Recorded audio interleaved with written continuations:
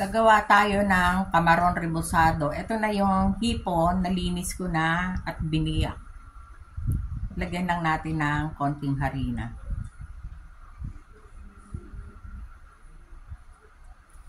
Paminta. At konting asin.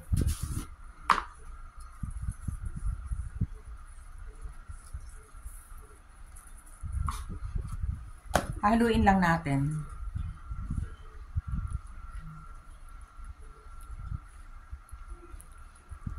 Tabi muna natin pagkahalo.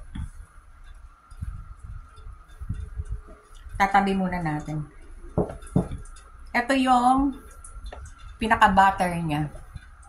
Pinaghalong harina, cornstarch, paminta, asin, baking powder. Ayan. Dito natin ilulubog mamaya. Ilulubog natin itong hipon dito. Saka natin ipiprito.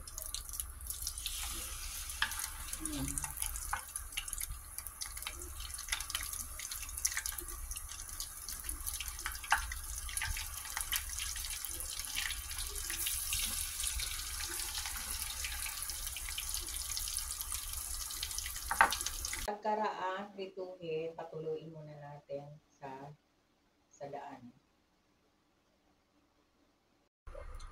Luto na yung kamaron rebusado. Ayan.